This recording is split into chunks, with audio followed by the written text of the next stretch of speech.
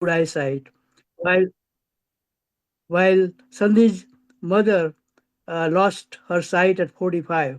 So he started a organization on his name, and you'll come across several eye-popping numbers what he has done so far with the music of Millennium, trying to capture money and fundraising for from the Indian community in Portland here.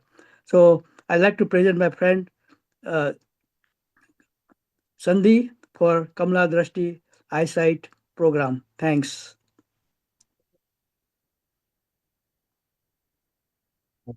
So, ladies and gentlemen, I'm privileged to be here, and I want to thank you, all of you, to give me an opportunity to stand in front of you and talk about a subject that's very dear and near to me.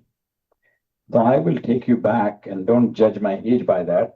But in 1969, I was 12 years old, and my mother, who was 42 years old, had a retinal detachment in her eyes. And you can imagine we were in a town in India, and we are talking about 1969 technology. Bottom line, she couldn't get help. And as a result, she was fully blind for 30 years. And you can imagine she was 42 years old, very vibrant, worked day and night for the family and children, and it just came to a complete stop. And you can also imagine the emotional side, which is not being able to see her own children or grandchildren. So you can imagine she's seeing my grandchildren with her hands, and that had a major impact. Uh, it is said normally that on an average, 7 people in a household get affected. You know, whether it's uncles, aunts, grandpeople, children, husband or wife, whatever, right?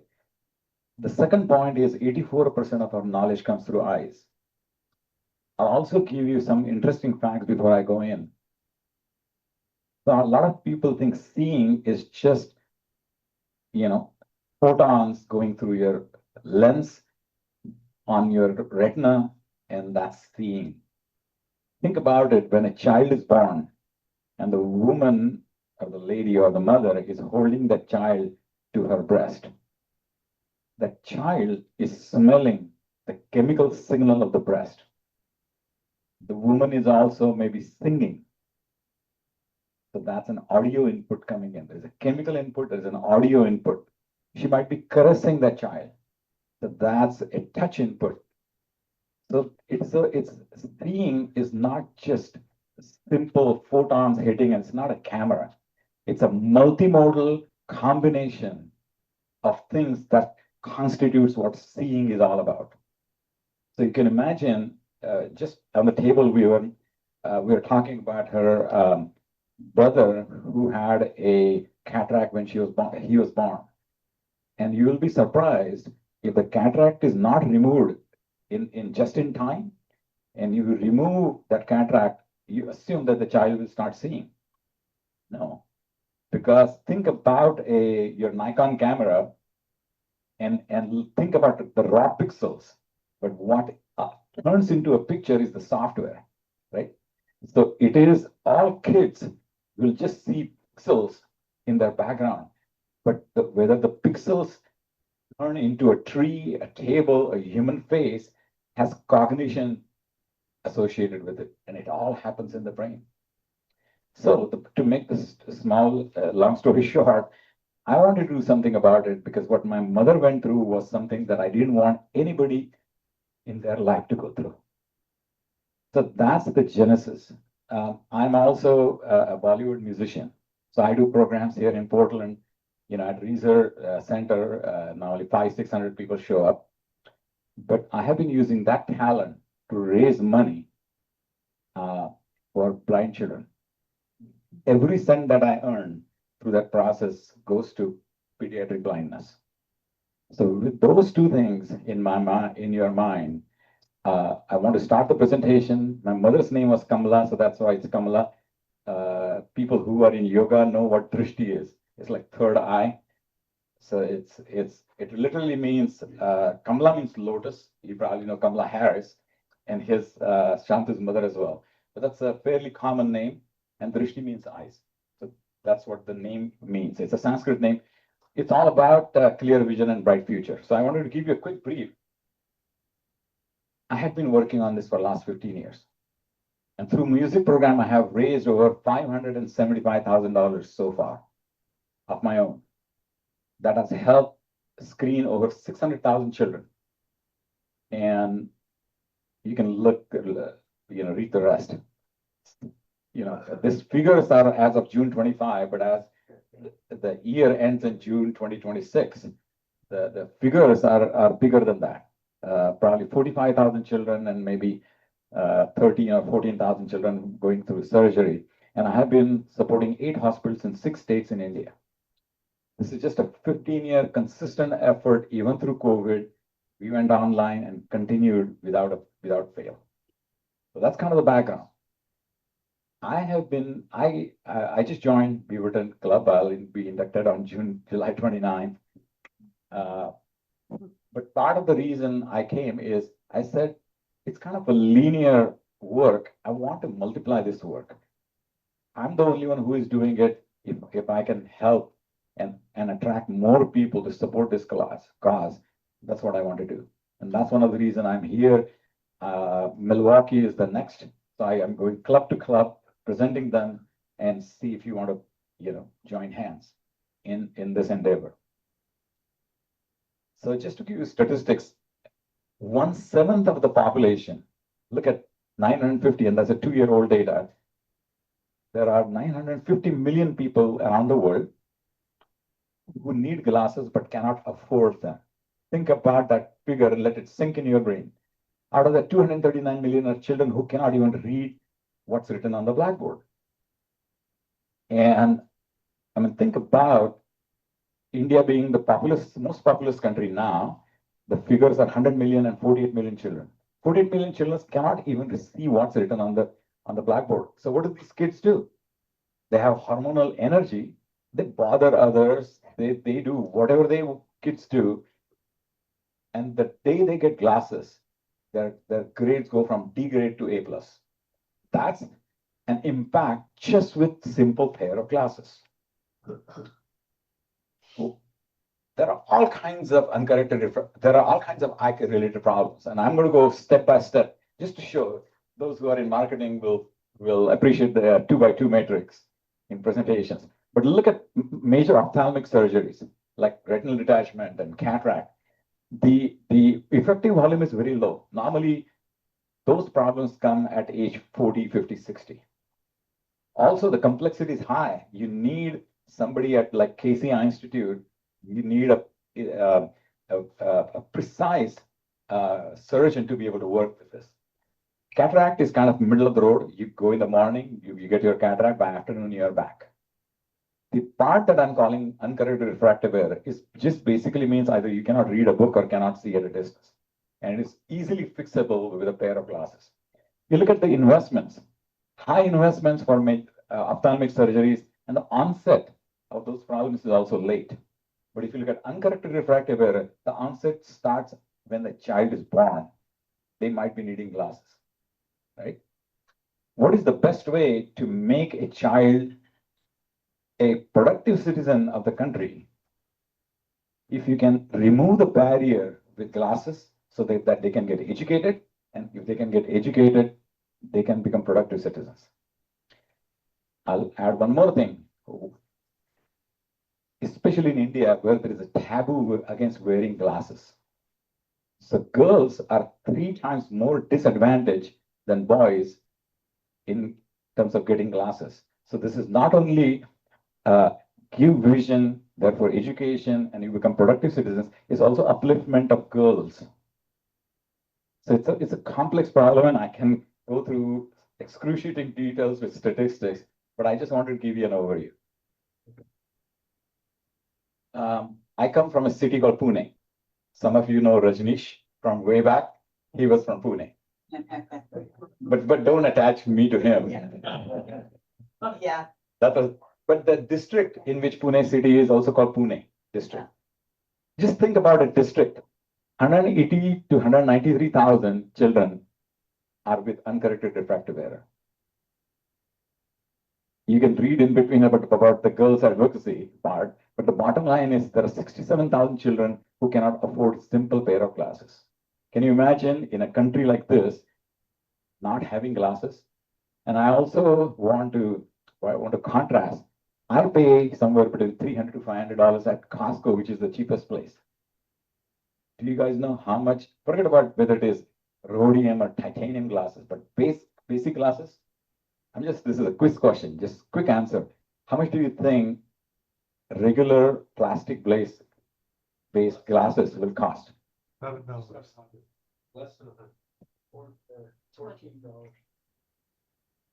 $2.40. There are two companies in the world, Luxottica and SLR. They own 85% of market share. The Ray-Ban that you buy, spend $300, it costs them $2.50. $2. The regular glasses that we all wear, their markups are 20 and 30x. And I'm not telling you lies. Go Wikipedia, Luxottica, and this information right in front of you. And I think it's criminal to charge that kind of. I'm not against business. I'm not against profits. I'm just against filthy business when you know billion people are not able to see. I think we had the same debate in 1980s when we had, uh, when we had uh, problems with HIV, and the tablets were costing $2,000, and people in Africa were saying, 100,000 people are dying every day, right? So it's that kind of. It's also a emotional. It's also an emotional appeal. It's not just pure business. We're talking about people. So there are all kinds of problems that you can see on the blue side.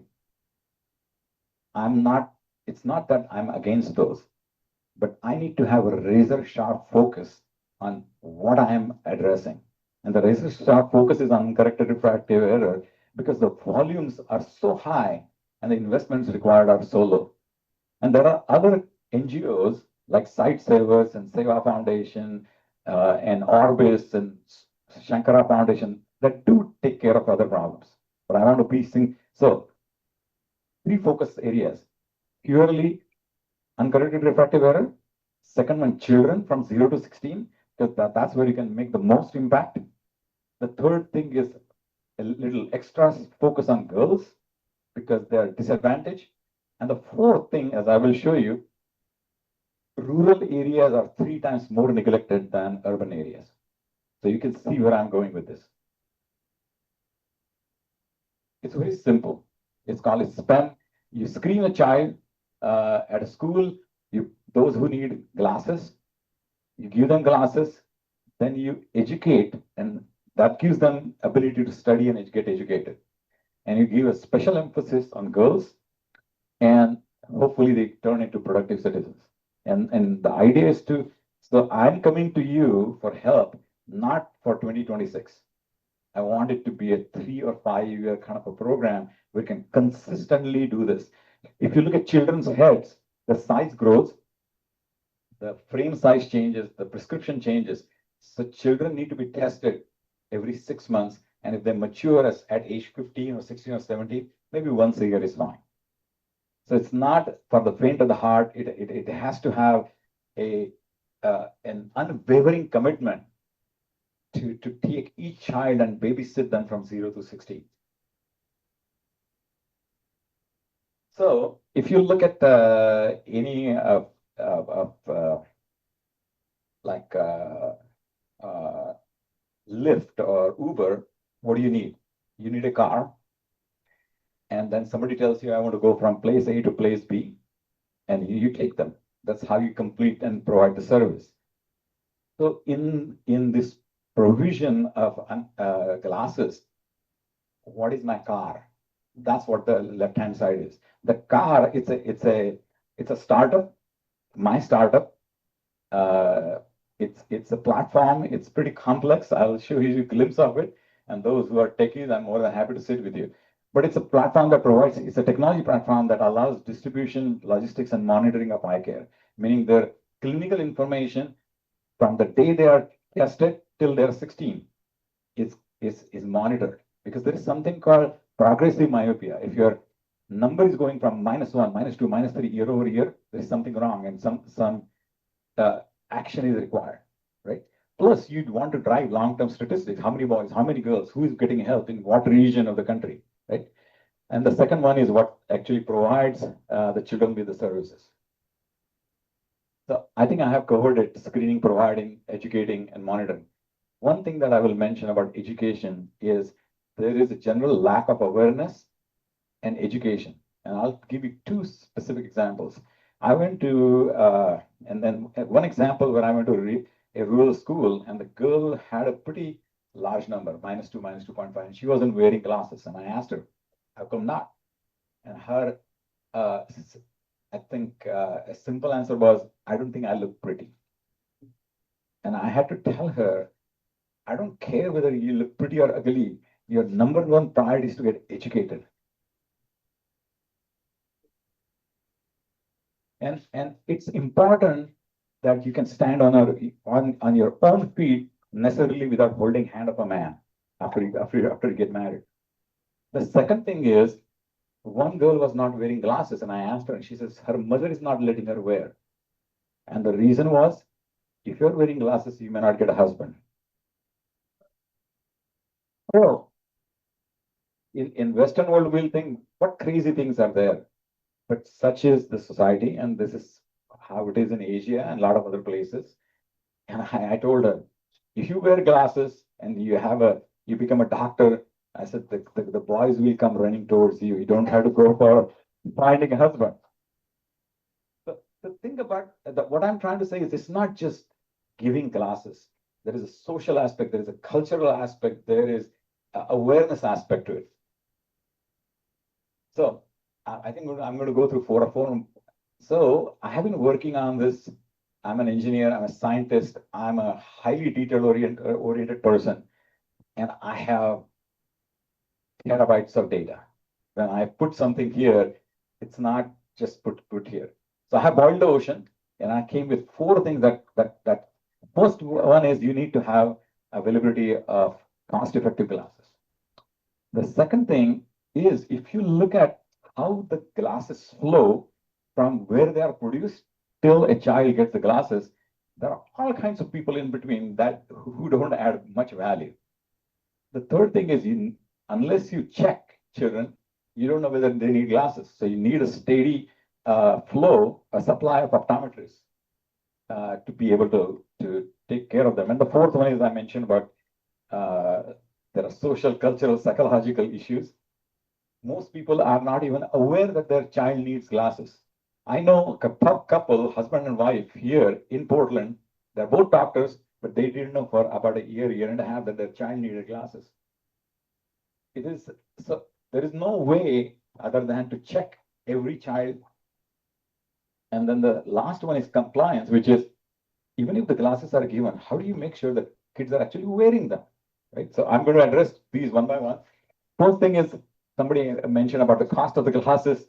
Uh, this is the sensitivity analysis. On the low range, it's about 230 rupees, and it is about 100 rupees per dollar. So this is about $2.30 to $3. Even if I sell them for $5, $5 to $10, it's still a pretty darn good business if you look at gross profit margin. But instead of being happy with that, they go 20x. So the first bullet says glasses in 15 minutes, and I'll tell you what problems. And I actually go into the villages, actually see the problems. I talk to the farmers, I talk to the teachers, I talk to children, I talk with everybody there to understand what problems do they face every day. The first bullet has come is because we used to go and check children and give them a prescription and ask them, hey, go to a vision center and get your glasses. Guess what? Only 3 to 5% parents actually go and get glasses. So I said, crazy, I'm checking all the child. You just have to go and get glasses. Well, the glasses were expensive. And the second thing is, these farmers, where they were bonded laborers, so they were hand to mouth. They work for the day. At the end of the day, get the money. So if a parent has to take a child to a vision center, that means they lose half day's pay. So I said, I can solve that problem. We'll give you the glasses within 15 to 20 minutes, maybe 30 minutes, but right there and then the child walks away with the glasses. So I have looked at the entire supply chain and looked at where are the problems. And I'm saying, I'm going to take those problems out. I'm going to give a solution to every single little thing that's there. So the second thing is, if you look at the supply chain, there are wholesalers, license holders, logistic providers, distributors, all kinds of people in between. What do? They don't add value. So what I'm doing, go producer to consumer in one step. But it's not like you go to Amazon and say, I want to buy 6 Turkish towel, blue color and medium size, right? Because every frame, the color, shape, size, there are 3 factors: temple length, this bridge, width, and then ear to ear distance. So there are all kinds of things, and the prescription is also different. So how do you achieve that? So I'll just show you a very quick glimpse. Look at the attendance mapping, data mapping from a specific school. That means before I go to a school, I get an Excel spreadsheet that says, here are 500 children, that's their age, that's their gender, that grade they are in. I have talked with many hospitals and I have large data sets. So large meaning 250, 300,000 data sets over 5 years of boys and girls of all ages and everything, right? So I'm in the process of developing a platform that takes the input that's required for the target. Then I say, what are they likely to require, right? So I do a predictive analytics and pre-order those glasses to the end point where optometrists are going to test. That allows me, I'm hoping that would allow me to cover 85 to 90% of the children. There will always be some children with -5, -10. I'm going to skip that. 2 more slides. I know you're wanting me to close, but I'll tell you how much the red boxes is what I'm going to look at. If you look at India's population, you need 48,000 in urban and 88,000 optometrists. See what the supply is, 30,000 and 12,000. So the gap in workforce in urban area is 18,000 and 76,000 short of optometrists. So unless you have optometrists, how do you check children? In the state of Maharashtra, which is one state, 13,000 are required, available are 1,200 optometrists. So there is a gap of about almost 11,800. I'll just tell you what I have done about it, and then I'll stop. I have a concept called refractionist. So I looked at all kinds of healthcare system, and I found we have healthcare system called midwife and doula. These are not MBBS, these are not MDs, they are not anything, but they know how to deliver a baby. They just know good enough. If this happens to a lady, do this, right? So I have already created a cadre and a curriculum that's a 4-month in-house and 8 months real-time training, where all they do is refract, and they can go into smallest villages and do this job. This already I talked about. I'll just give you something interesting. Normally, a school has a WhatsApp group with parents. And how do I educate? So I said, I'm going to once a week, every Sunday at 5 p.m., I'm going to send them a 2 to 3 minute video. And nobody reads nowadays. Everybody who likes to watch videos. So these are single function videos. If you have conjunctivitis, what do you do? How do you take care of your glasses? If they are broken, who do you go and talk to? Simple things. So there are 3 types of. So what I have developed is I have developed 52 scripts ready to be converted into video, and it's going to be constant hammering. And there are 3 types. One is purely telling them about eye care and eye health. The second thing is for boys and girls, you need something interesting, like, hey, do you know your retina has 200 million rods and cones? So it's a way to pull in. And the third one is emphasis on girls. So I know, let me just, this is about just, so where am I different than anybody else? So first thing is a start to end focus. It's not one time give them glasses and bye-bye. The second thing is regular checkups. So because there is a computer system behind it and and an AI platform, it will tell you, hey, you went into the school 6 months ago, time to go there again.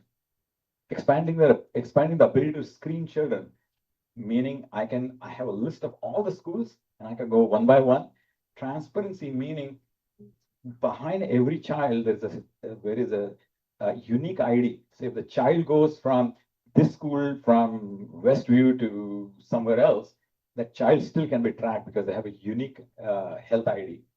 Traceability, that means you can trace their journey throughout their life from 0 to 16. And it's a ubiquitous access. That means from Portland, if you go to North Carolina, you are carrying your entire history with you. This is really the last slide. Oh. The way this is likely to work is money going into 5100. There is with Intel and other places, we get money for company matching. If I donate, it multiplied by twice. There is volunteer hours, there are business donors, all kinds of people are contributing. I'm hoping that working with this group and other groups within 5100, we can multiply that money. And the group that I'm working with is the 31 group in Pune. And I have had probably a dozen meetings with all the clubs there. So I'm working with one leg here and one leg there. There are other people, by the way, I have already been talking to about half a dozen manufacturers who are willing to give me glasses from producer to consumer in one step at the price that I mentioned. And eventually, as we are checking children, the clinical data is also collected. So the data is never lost, and that drives my future actions, right? Even the policies and future strategies as to how to go about checking these children. So that's kind of the quick overview.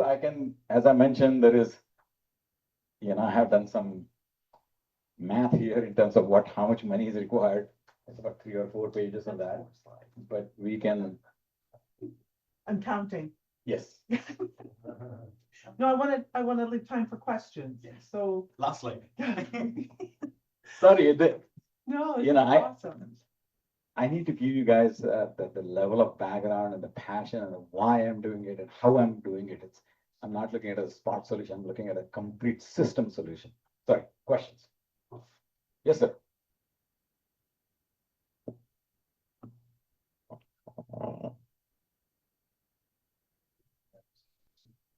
So who's got there? All right, here we go. One of the things you talked about is you're trying to focus on making sure that girls get glasses. And that it allows them to then get an education. Is one of the side effects of that preventing really child brides, allowing them in a sense to mature later before they get married? And that's a side effect. That's not an objective.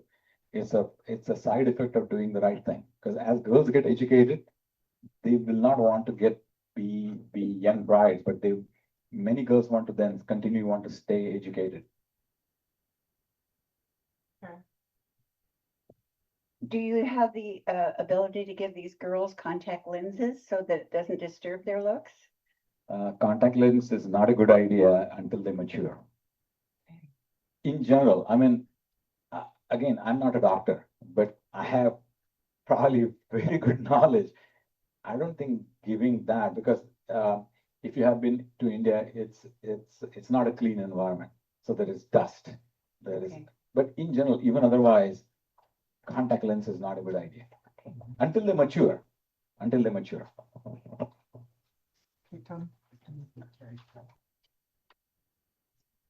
Yeah, I just wanted to ask, I've just gotten into glasses in the last couple of years, so I'm blessed with good vision up to that point.